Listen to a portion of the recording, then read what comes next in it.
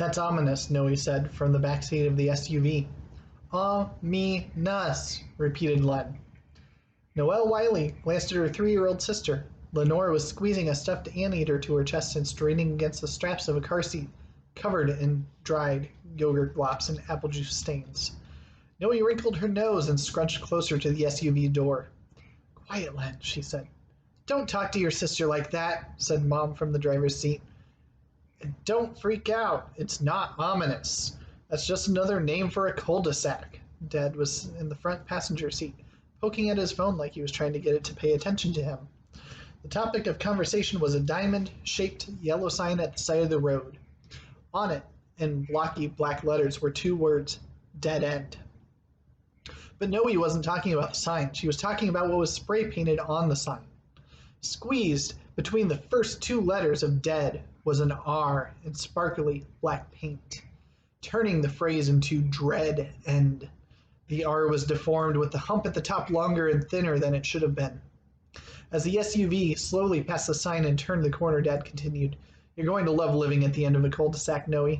The street is your own private blacktop. You can bike on it, or play basketball on it, or cover it in chalk drawings, or lie in the middle of it without worrying that cars are going to run you over.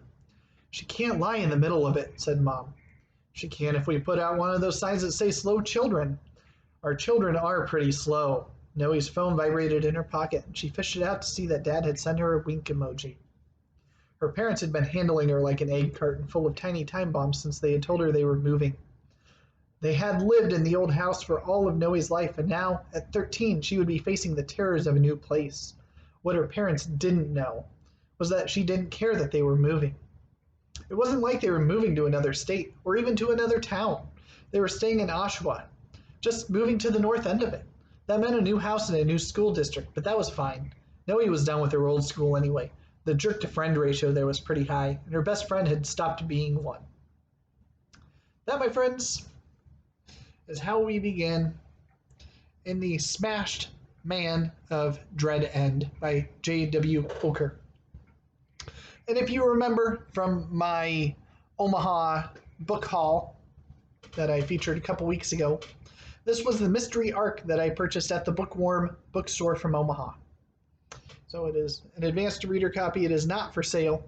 It was a small donation that they made to a charity that allowed me to get the mysterious gift-wrapped book.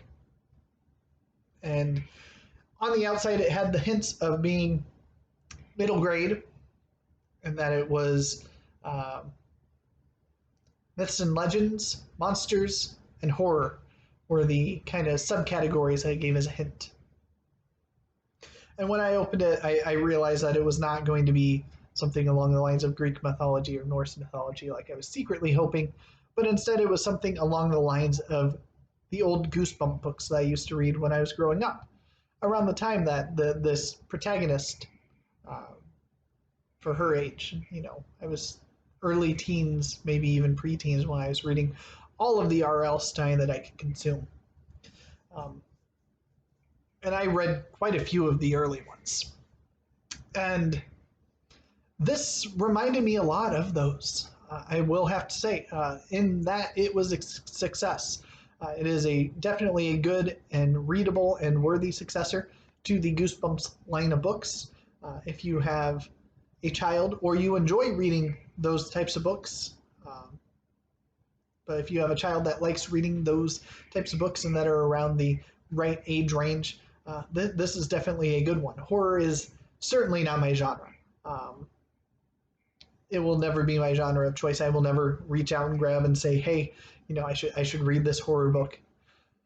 That's just not what I look for when I'm reading. But I did thoroughly enjoy this one. It follows the protagonist of the story, Noe, who moves to a new house on a cul-de-sac.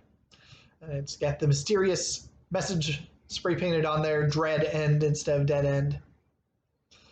And she learns in this house rather quickly that she shouldn't go in the basement at night. But there's a problem.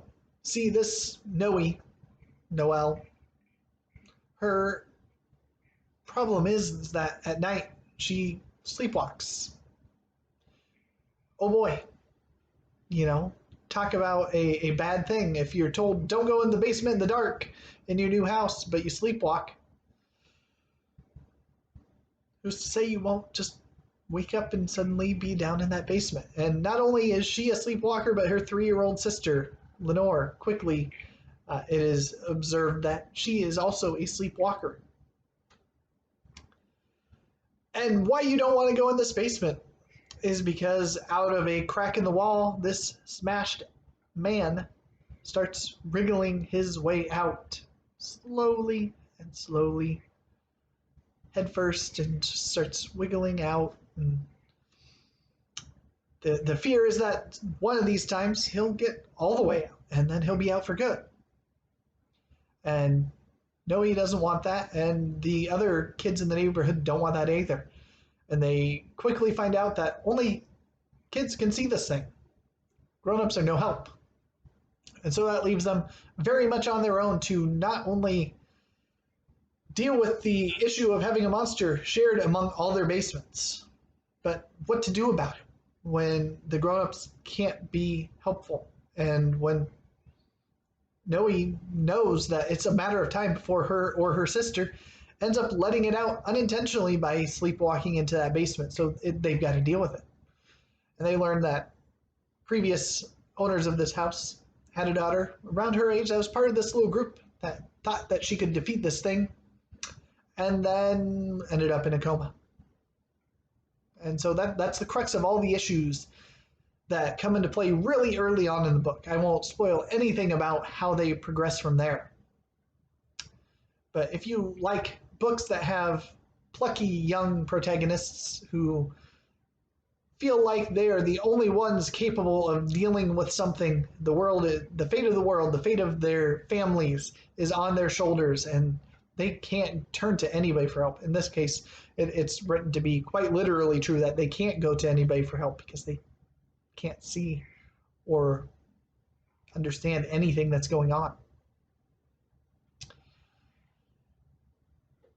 The biggest problem I had with this is the smashed man himself and the way he was described.